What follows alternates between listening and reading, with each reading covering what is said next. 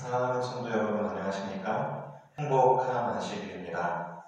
우리 다 함께 기도하심으로 교과 공부를 시작하도록 하겠습니다. 거룩하신 아버지, 복된 안식일에 아버지의 말씀을 연구하게 하시니 감사합니다.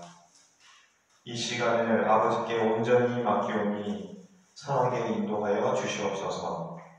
사랑이 많으신 예수님의 이름으로 기도드렸습니다. 아멘.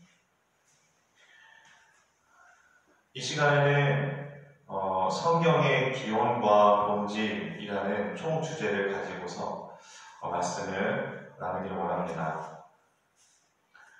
다 함께 데살로니가전서 2장 13절을 찾아서 보도록 하겠습니다. 데살로니가전서 2장 13절입니다. 제가 읽겠습니다. 이러므로 우리가 하나님께 끊임없이 감사하는 너희가 우리에게 들은 바 하나님의 말씀을 받을 때에 사람의 말로 받지 아니하고 하나님의 말씀으로 받음이니 진실로 그러하도다. 이 말씀이 또한 너희 믿는 자 가운데서 역사하느니라. 아멘. 우리는 생물학이나 사회학에서 사용되는 실험 방법을 가지고서 수학을 공부하지 않습니다. 우리는 역사를 공부할 때 사용되는 도구를 가지고서 물리학을 연구하지 않습니다. 마찬가지로 우리가 성경을 올바르게 이해하기 위해서는 무신론적인 태도가 아니라 하나님의 말씀에 신적인 요소가 있음을 인정해야 합니다. 그래서 성경의 영적인 진리가 바르게 이해되기 위해서는 우리는 방법론과 회의론과 의심이 아닌 하나님의 말씀임을 믿음으로 성경에 접근해야 합니다. 우리가 성경을 믿음으로 접근하기 위해서는 성경의 기원과 본질을 먼저 알아야 하는데요. 그래서 성경은 하나님의 거룩한 계시의 결과물이라는 것을 우리가 인정하고 받아들여야 합니다. 계시라는 말은 어떤 것이 감춰져 있다가 공개되거나 또 나타내거나 그리고 알려지거나 드러나게 되는 것을 의미합니다. 아담이 범죄하기 전에 아담은 하나님과 관계없이 교신을 하였습니다. 그런데 아담이 범죄한 후부터 하나님과 관계없이 교신했던 것이 끊겨지게 되는데요. 하지만 하나님께서는 죄를 너무나도 사랑하셔서 다른 방법의 교신을 고안하시는데요. 바로 선지자입니다.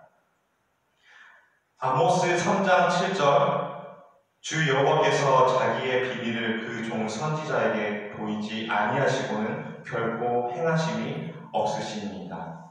베드로후서 1장 20절에서 21절 먼저 알 것은 성경의 모든 예언은 사사로이 풀 것이 아니니 예언은 언제든지 사람의 뜻으로 낸 것이 아니요 오직 성령의 감동하심을 받은 사람들이 하나님께 받아 말한 것입니다.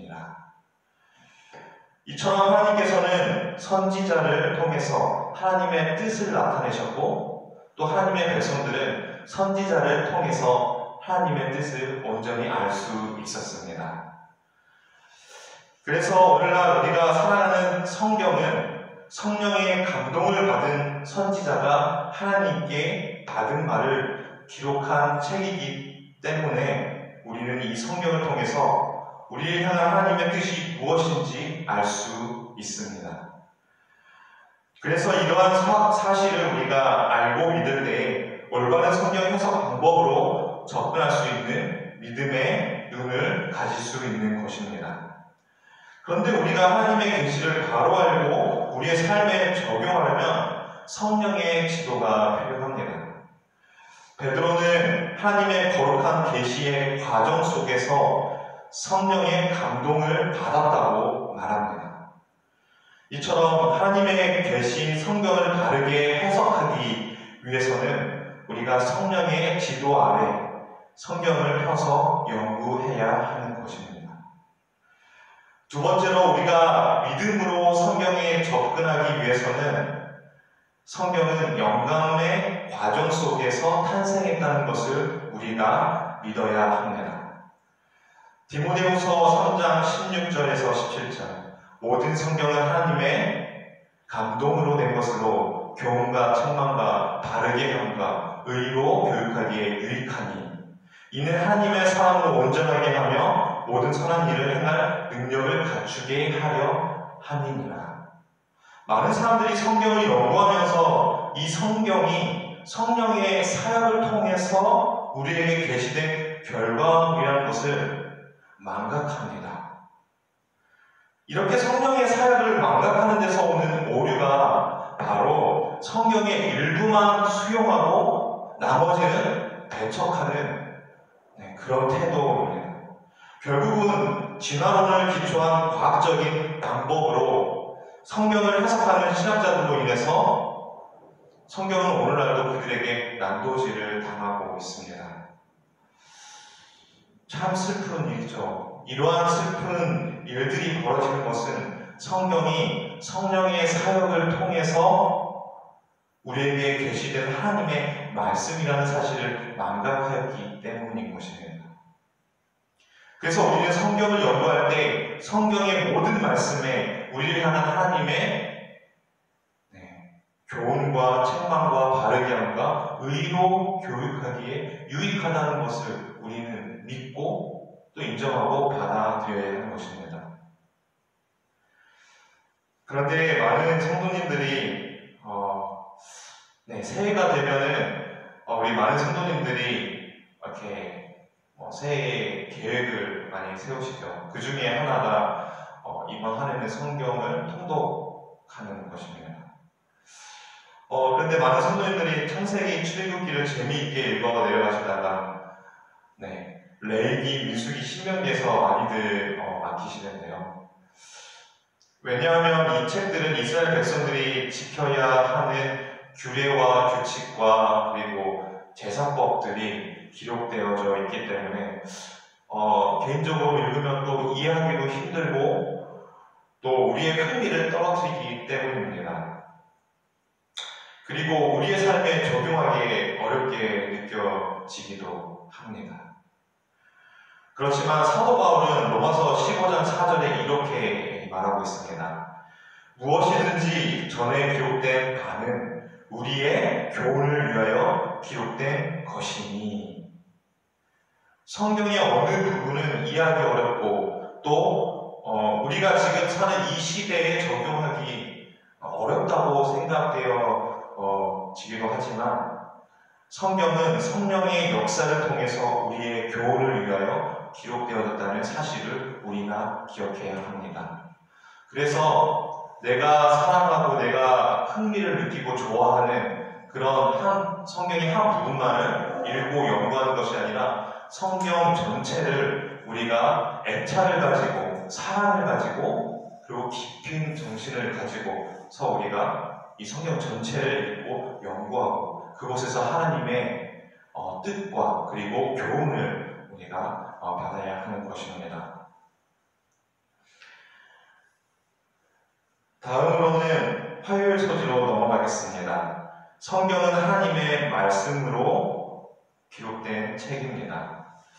출애굽기 34장 27절 여호와께서 모세에게 이르시되 너는 이 말들을 기록하라.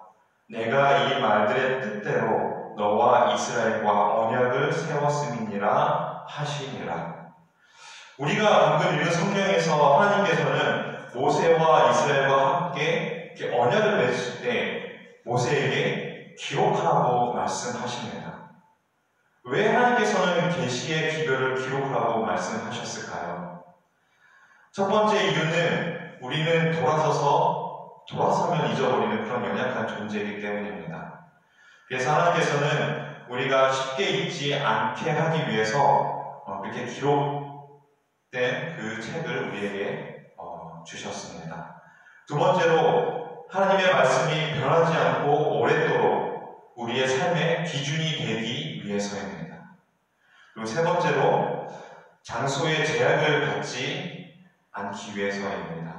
만약 하나님의 말씀이 말로만 전해진다면 한 장소에서 제한된 수의 사람들에게만 그 진리가 전해지겠죠.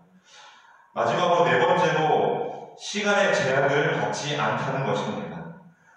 수천 년 전 그때의 생활과 문화를 우리가 이해하고 알 수 있는 것은 그 당시에 기록된 기록물과 또 출토된 유물을 통해서 우리가 알 수가 있죠. 이처럼 성경이 긴 시간 동안 수많은 세대까지 복이 될 수 있었던 것은 성경 기자들이 하나님의 감동으로 기록한 말씀, 하나님의 말씀이기 때문입니다. 이처럼 하나님의 사랑이 기록된 성경은 시대와 장소를 초월해서 많은 사람들에게 예수님의 뜻을 전달하게 합니다.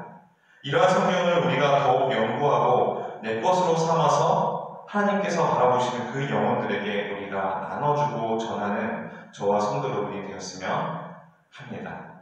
다음으로 수요일 소지로 넘어가겠습니다. 그리스도와 성경 사이의 유사성입니다. 우리 다 함께 요한복음 1장 14절 보도록 하겠습니다. 말씀이 육신이 되어 우리 가운데 거하심에 우리가 그의 영광을 보니 아버지의 독생자의 영광이요 은혜와 진리가 충만하더라. 우리는 요한복음을 통해서 예수님의 성육신과 또 하나님의 말씀 사이에서 유사성을 발견할 수가 있습니다. 먼저 예수님과 성경 사이에서 유사성을 발견하기 위해서는 예수님의 성육신에 대해서 우리가 먼저 살펴볼 필요가 있는데요. 예수님의 성육신은 신성과 인성의 연합입니다. 그래서 시간과 공간을 초월하시는 예수님의 신성이 인성의 인간의 연약한 육신으로 입히신 그 사건은 예수님의 편재성을 자원하여 제한하신 것입니다. 그러니까 하나님께서 우리 인간에게 자신을 계시하시기 위해서 인간의 차원까지 내려오신 것입니다. 그렇다고 해서 예수님의 신성이 무력화되셨던 것도 아니었고 또 예수님께서 죄가 있으신 것도 아니었습니다. 마찬가지로 성경도 특정한 시대의 특정한 문화 속에서 기록되어졌습니다. 그래서 성경도 시간과 공간의 제약을 받은 채 기록되어졌다고 말할 수 있는 것입니다. 하지만 성경은 오늘날 많은 사람들을 예수님께로 인도하고 또 변화시키는 힘이 있습니다. 하나님께서는 신의 입장이 아닌 인간의 입장이 되셔서 우리에게 드러내 보이셨는데요. 마찬가지로 성경도 하나님의 언어가 아닌 인간의 언어로 기록되어진 것입니다. 예를 들면 물고기 주인이 물고기를 너무나도 사랑해서 그 물고기와 대화하고 싶어서 인간의 언어로 물고기와 대화하는 것이 아니라 바로 물고기의 언어로 대화한 것과 같습니다. 이러한 사실을 알 때 우리는 죄인을 사랑하는 하나님의 하나님의 자아 겸비를 우리가 깨달을 수 있는 것입니다. 그래서 성경은 신적인 요소와 인간적인 요소가 결합하여져서 만들어진 완전하신 하나님의 말씀이라는 것을 우리가 알고 기억해야 하는 것입니다. 다음으로 목요일 소식 믿음으로 성경을 이해함으로 가겠습니다. 히브리서 11장 3절입니다. 믿음으로 모든 세계가 하나님의 말씀으로 지어진 줄을 우리가 아나니. 지금까지 제가 말씀드렸던 성경은 일반 책과 다르다는 것을 계속해서 강조했는데요. 하지만 지금도 많은 사람들이 성경의 기원과 본질을 모르고 혹은 알아도 무신론자처럼 받아들이지 않기 때문에 이 성경을 방법론적이고 회의론적이고 또 의심의 눈으로 접근합니다. 하지만 성경은 어떤 책인가요? 성경은 성령의 감동을 받은 선지자들이 하나님께 받은 그 계시를 기록한 책입니다. 그리고 그리스도 예수 안에서 인간이 되신 하나님의 신성과 인성이 결합된 결과물입니다. 그렇기 때문에 우리는 의심이 아닌 애정과 믿음의 정신으로 성경을 연구해야 하는 것입니다. 사랑하는 성도 여러분, 세계에서 가장 유명한 나이아가라 폭포는 1초에 7,000톤의 물을 흘려보낸다고 합니다. 그런데 그 큰 폭포에서 양동이의 물을 담는 것은 정말 어려운 일이 아닙니다. 누구나 다 할 수 있는 일입니다. 양동이뿐만 아니라 수조나 또 몇십 톤의 양을 담을 수 있는 그 탱크에 물을 담는 것 정말 이것도 어려운 일이 아닙니다. 하지만 양동이든 수조든 또 물탱크든 그 초당 수천 톤의 물이 떨어지는 그 폭포에서 그 입구가 하늘을 향하지 않고 땅을 향하여 거꾸로 논다면 아무리 나이아가라 폭포에 모든 물을 쏟아붓는다 해도 그 양동이에 물 한 방울도 담을 수가 없는 것입니다. 믿음이란 이런 것입니다. 나의 마음을 열어서 하나님을 믿기로 결심한다면 하늘에서 내려지는 하나님의 무한한 사랑을 받을 수 있지만, 하지만 하나님의 사랑부터 나의 마음을 닫기로 결심한다면 아무리 하나님의 큰 사랑을 보여줘도 조금도 받을 수 없는 것입니다. 사랑하는 성도 여러분, 우리는 성경이 성령의 감동을 받은 선지자들이 하나님께서 계시한 그 사랑을 기록한 책이라는 것을 우리는 믿어야 하는 것입니다. 그리고 예수 안에서 인간이 되시는 하나님의 신성과 인성이 결합된 결과물이라는 것을 또한 우리는 믿어야 하는 것입니다.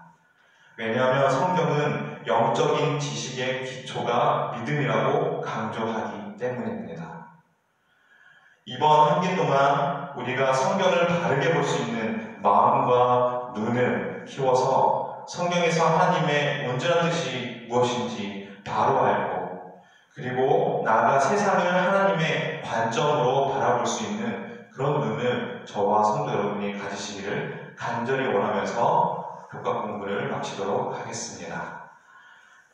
사랑의 하나님 아버지, 믿음이 바라는 것들의 실상이요 보이지 않는 것들의 증거라고 말씀하신 것처럼 혼잡한 이 시대에 우리에게 믿음을 허락하셔서 믿음의 눈으로 성경을 연구하고 해석하여 하나님의 온전한 뜻이 무엇인지 분별하는 그리스도인이 되게 하여 주시옵소서. 사랑이 많으신 예수님의 이름으로 간절히 기도드렸습니다.